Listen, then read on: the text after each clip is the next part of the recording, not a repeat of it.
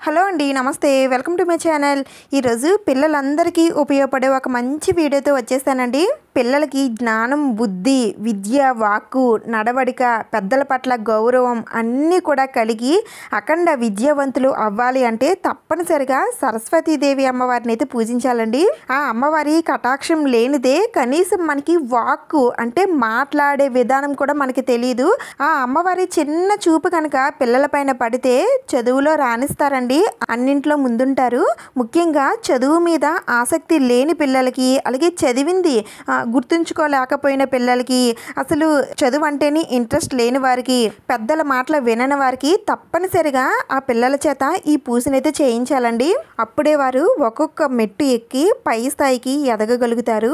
అయితే ఈ సరస్వతీదేవి పూజ చిన్నపిల్లలే కాదండి, పెద్దవారు కాంపిటేటివ్ ఎగ్జామ్స్ రాసేవారు, గవర్నమెంట్ జాబ్ కొట్టాలనుకునేవారు, స్కూల్స్లో కాలేజెస్లో సీట్స్ రావాలనుకునేవారు, ఇంకా ఎగ్జామ్స్ ఎన్నో ప్రిపేర్ అవుతూ ఉంటారు కదండి, వారు కూడా సరస్వతీదేవి అమ్మవారిని పూజిస్తే మీరు అనుకున్నది సాధిస్తారు. అయితే ఈ సరస్వతీదేవి అమ్మవారిని ఎప్పుడు పూజించాలండి అని అంటే వసంత పంచమి రోజున పూజించాలండి. వసంత పంచమి రోజున గనక ఆ సరస్వతీదేవి అమ్మవారిని పూజిస్తే తప్పనిసరిగా ఆ అమ్మవారి కటాక్షం, ఆ అమ్మవారి దీవెనలు అన్నీ కూడా కలిగి పిల్లలు అఖండ విద్యావంతులు అవుతారు. అయితే 2025 సంవత్సరంలో వసంత పంచమి ఏ రోజు వచ్చింది? ఫిబ్రవరి 2వ తేదీన వచ్చిందా, ఫిబ్రవరి 3వ తేదీన వచ్చిందా? ఈరోజు అమ్మవారిని ఏ సమయంలో పూజించాలి?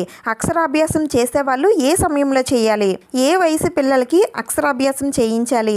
అమ్మవారికి పూజ మనం ఇంట్లో చేసుకోవచ్చా, లేదంటే గుడిలోనే చేయాలా? ముఖ్యంగా పిల్లలు చదవాల్సిన మంత్రాలు ఏమిటి? ఈరోజు పిల్లల చేత ఏవి దానం చేయించాలి? ఒకవేళ పిల్లలు అందుబాటులో లేనప్పుడు వారి తల్లిదండ్రులు ఈ పూజ చేయవచ్చా లేదా? ఈ పూజ ఈరోజు చేయలేకపోయినట్లయితే మళ్ళీ ఎప్పుడు చేసుకోవాలి అనే విషయాలన్నీ కూడా చాలా వివరంగా మీకు అర్థమయ్యే విధంగా చెప్తానండి. అలాగే ఈ రోజున ముఖ్యంగా 2 దీపాలు అయితే పెట్టాలండి. అది కూడా ఈ దీపాలు పిల్లల చేత వెలిగిస్తే చాలా చాలా మంచిది. ఆ 2 దీపాలు ఏంటి అనేది కూడా చాలా వివరంగా చెప్తాను. అందుకని మీరు ఎక్కడ కూడా వీడియోని స్కిప్ చేయకుండా చూసినట్లయితే అన్ని విషయాలు కూడా అర్థమవుతాయి. ఇంకా ఏమాత్రం లేట్ చేయకుండా వీడియోని అయితే స్టార్ట్ చేసేద్దాం. మాఘమాసంలో వచ్చే శుక్లపక్ష పంచమిని శ్రీ పంచమి లేదా వసంత పంచమి అని అంటారు. సరస్వతీదేవి ఈ రోజే జన్మించారు, అంటే సరస్వతీదేవి ఈ రోజే పుట్టారు. మూలా నక్షత్రంలో అమ్మవారు జన్మించారు. అందుకనే వసంత పంచమి నాడు సరస్వతీదేవి అమ్మవారిని పూజించడం వలన జ్ఞానవంతులు అవుతారని, అఖండ విద్యావంతులు అవుతారని విశ్వాసం. ముఖ్యంగా సరస్వతీదేవి అమ్మవారిని సంవత్సరంలో మనం 2 సార్లు పూజిస్తామండి.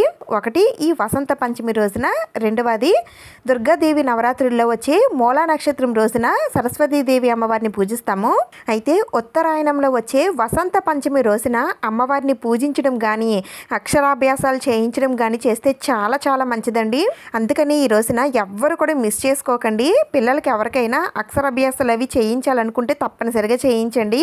అయితే ఏ రోజు చేయించాలి? ఈ వసంత పంచమి 2025 సంవత్సరంలో ఎప్పుడు వచ్చింది తెలుసుకోబోయే ముందు పంచమి తిథి ఎప్పటి నుంచి ప్రారంభమై ఎంతవరకు ఉంటుందో తెలుసుకుందాం.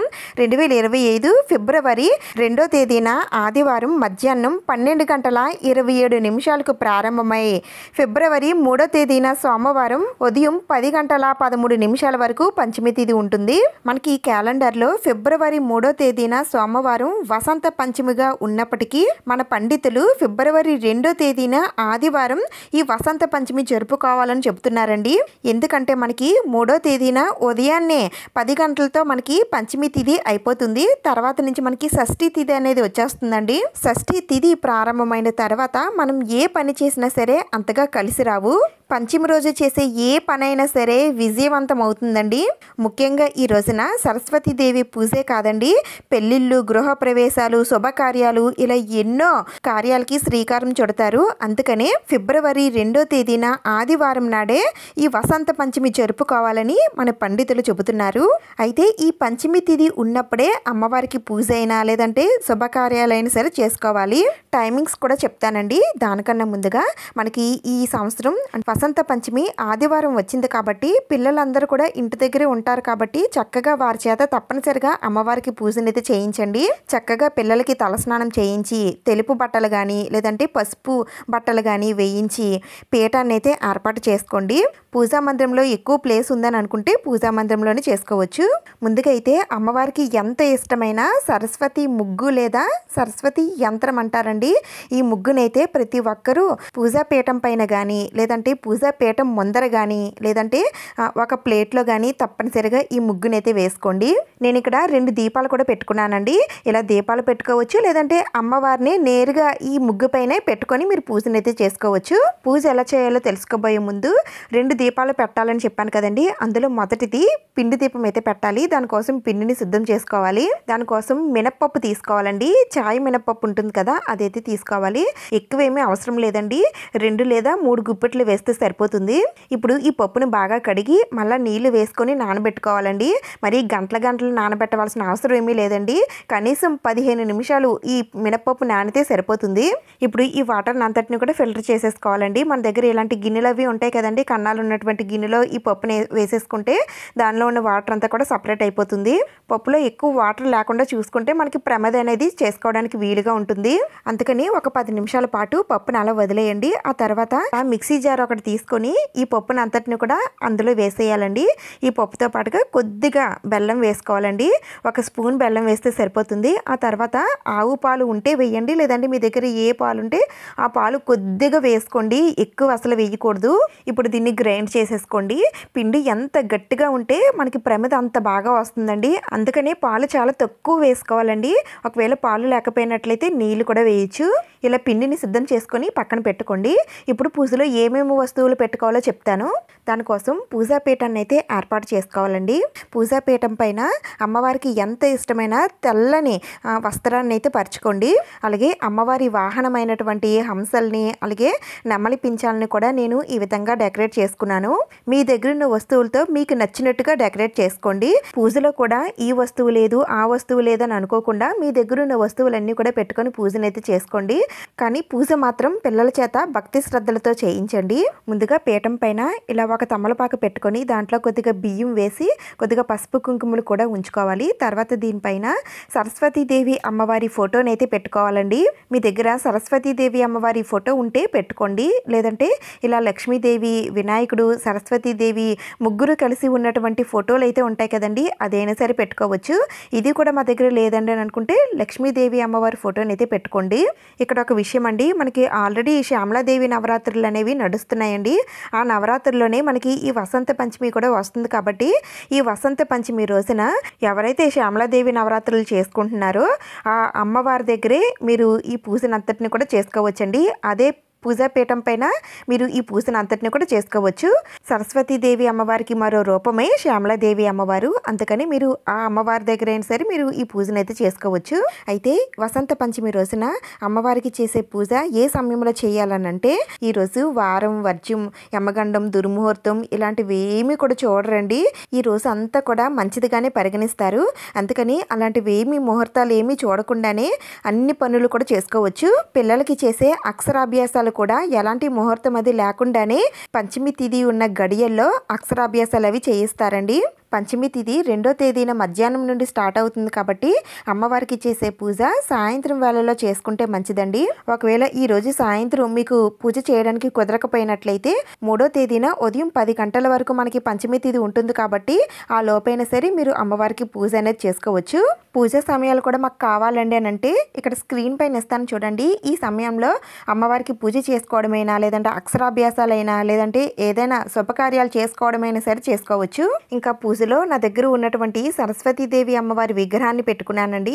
అలాగే అమ్మవారికి చెరోవైపున నిండుగా పసుపు కుంకుమలు పెట్టుకున్నాను. అలాగే వినాయకుడిని పెట్టుకున్నాను. అలాగే దీపపు కుందులు కూడా పెట్టుకున్నానండి.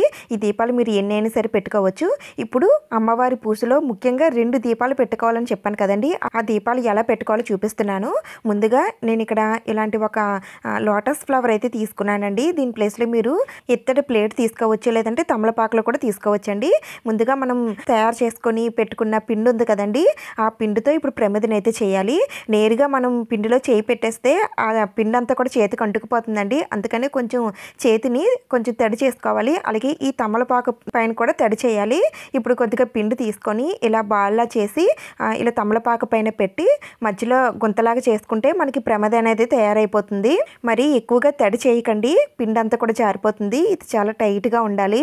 ఈ విధంగా తయారు చేసుకున్న ప్రమిదికి చందనం కుంకుమలతో బొట్లు పెట్టేసుకోండి. ఆ తర్వాత దీంట్లో ఆవు నెయ్యి వేయాలండి.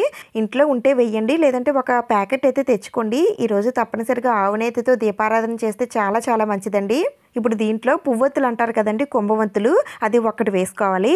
ఈ దీపాన్ని మినపపిండి దీపం అని అంటారండి. ఈ దీపాన్ని అమ్మవారి పూజలో కనుక వెలిగిస్తే అమ్మవారి కటాక్షం వలన పై స్థాయికి తీసుకువెళ్ళేటట్టు చేస్తుందండి. అలాగే ఈ మినపపిండి దీపం వెలిగించడం వలన మా పిల్లలకున్న దోషాలన్నీ కూడా తొలగిపోతాయండి.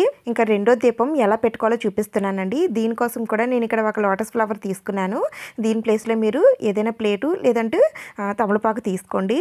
ఇప్పుడు 2 ప్రమిదలు అయితే తీసుకోవాలండి. అవి కూడా మట్టి ప్రమిదలు కానీ లేదంటే ఇత్తడి కుందులు ఉంటాయి కదా, అవైనా సరే తీసుకోవచ్చు.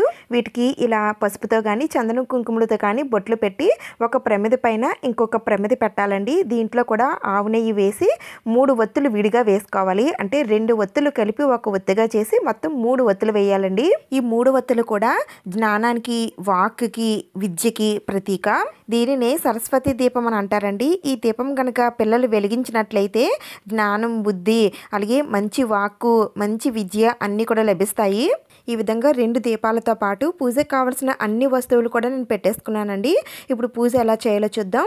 ముందుగా దీపారాధన చేసుకోవాలండి. అమ్మవారికి ఇష్టమైన 2 దీపాలు కాకుండా దీపపు కుందులు ఎన్ని దీపాలు పెట్టుకుంటారో అన్నీ కూడా వెలిగించుకోండి. ముందుగా వినాయకుడికి పూజనైతే చేయాలండి. వినాయకుడికి పసుపు, కుంకుమ, అక్షింతలు, పువ్వులు అన్నీ సమర్పిస్తూ ఆ స్వామివారి శ్లోకాలు అలాగే మంత్రాలు ఏ వస్తావో చదువుకుంటూ ముందుగా స్వామివారికి పూజనైతే చేసుకోండి. మాకేమీ రావండి అని అనుకుంటే ఓం గం గణపతియే నమః అని అనుకుంటూ స్వామివారికి పూజనైతే చేసుకోండి.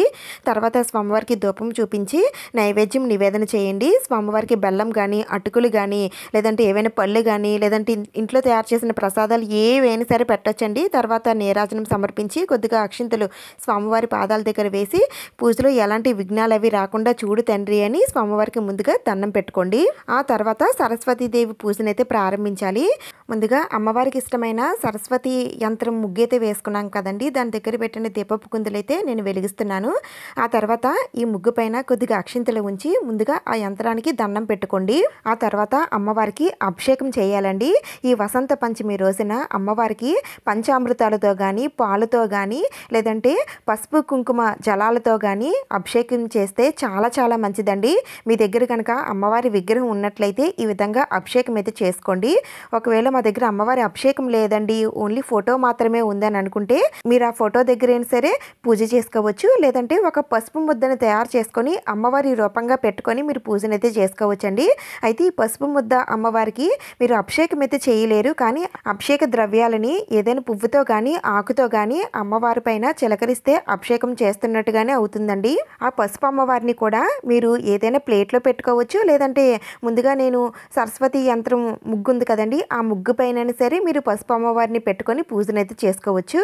ఈ విధంగా అభిషేకం పూర్తయిన తర్వాత అమ్మవారికి ధూపం చూపించి హారతినిచ్చి అమ్మవారిని మళ్ళీ పూజ కోసం సిద్ధం చేసుకోవాలి. ఈ అభిషేక ద్రవ్యాలని ఎవరు తొక్కని ప్లేస్లో కానీ చెట్ల మొదట్లో కానీ వేసేయండి. ఇప్పుడు ఒక ప్లేట్ తీసుకొని దాన్ని నిండుగా బియ్యం వేసుకోవాలండి. మీరు తీసుకున్న ప్లేట్కి నిండుగా వేసుకోండి. ఇలా నిండుగా వేసుకున్న తర్వాత ఇప్పుడు మీ పిల్లల చేత ఈ బియ్యం పైన ఉంగరం వేలితో ఓం సరస్వతియే నమః అని రాయించండి. చిన్నపిల్లలైతే మీరు రాయించండి, పెద్దవాళ్ళైతే వారినే రాయమని చెప్పండి. ఎంతమంది పిల్లలు ఉన్నా సరే అందరూ కూడా ఒకరి తర్వాత ఒకరు రాయండి. ఇలా చేస్తే చాలా చాలా మంచిదండి.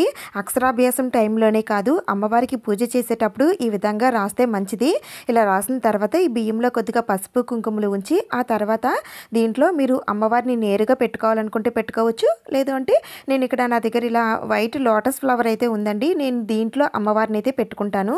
సరస్వతీదేవి అమ్మవారు తెల్లని చీర కట్టుకొని చేతిలో వీణ పుస్తకాలు పట్టుకొని శాంతమూర్తిగా అమ్మవారు దర్శనమిస్తారండి.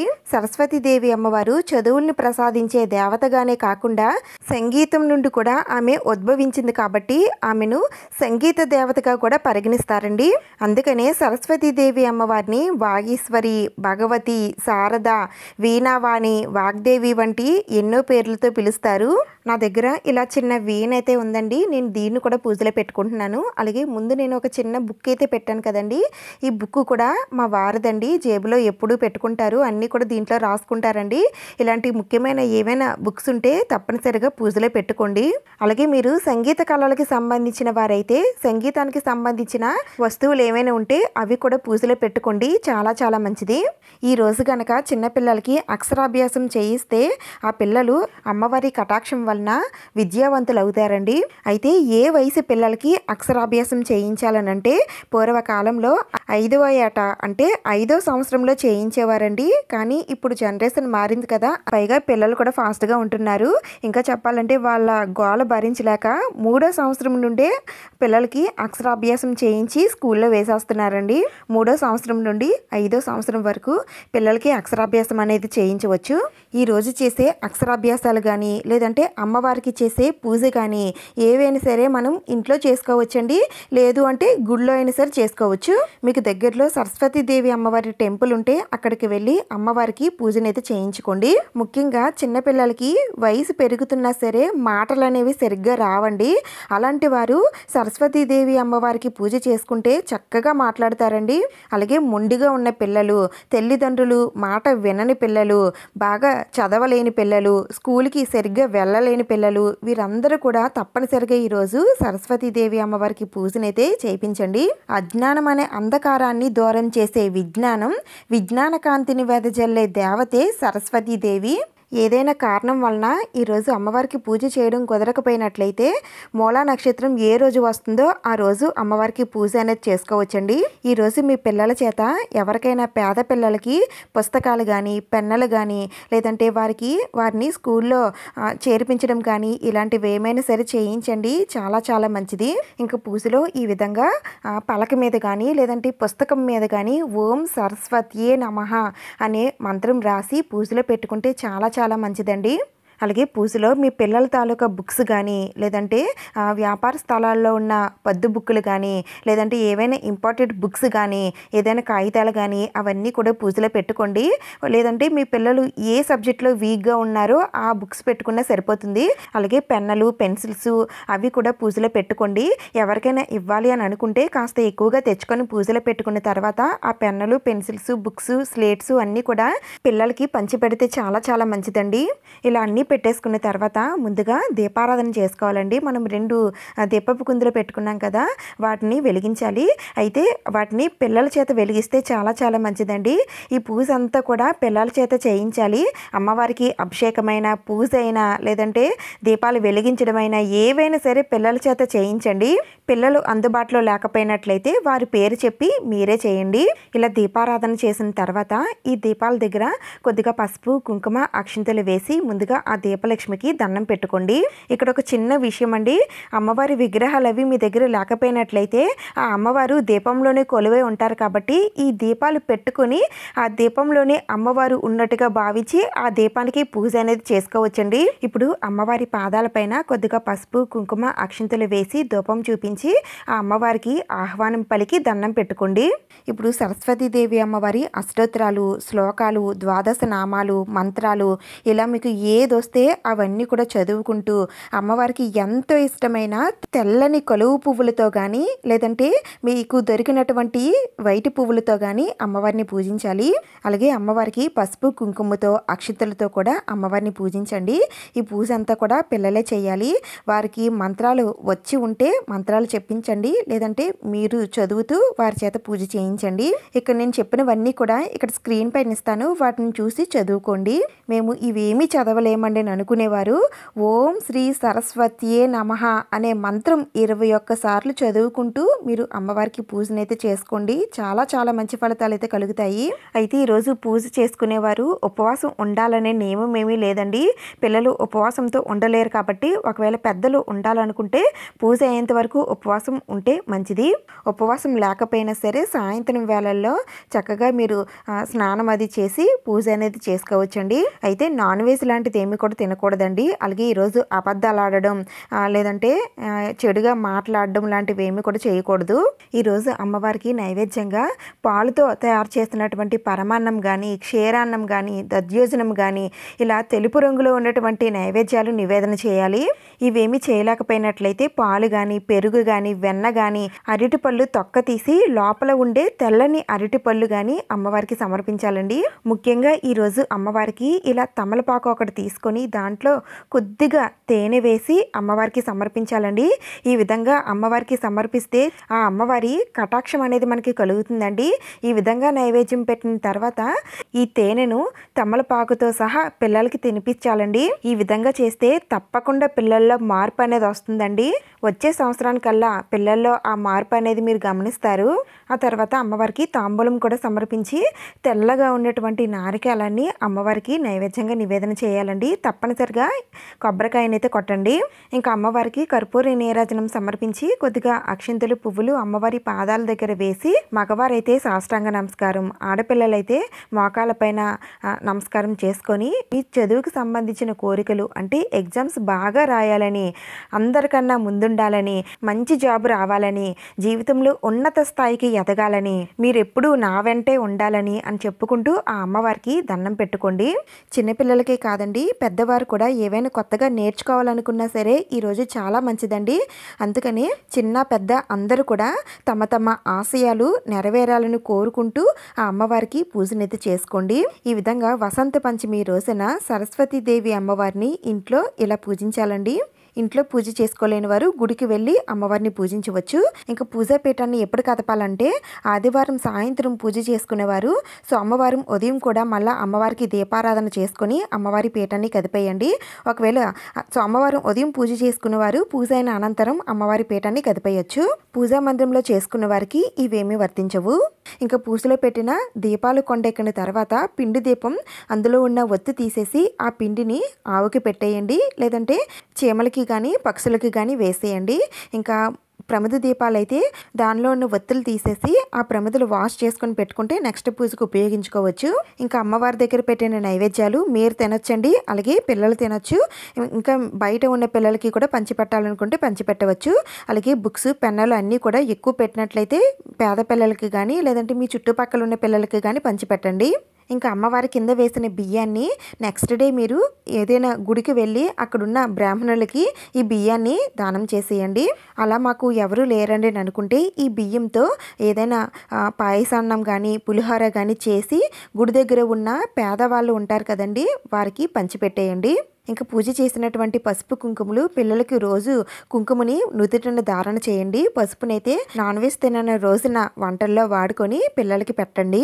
ఇంకా ఈ సరస్వతి యంత్రాన్ని ఏదైనా క్లాత్తో తుడిచేసి ఆ బియ్యం పిండిని అంతా కూడా ఎత్తి చెట్ల మొదట్లో వేసేయండి.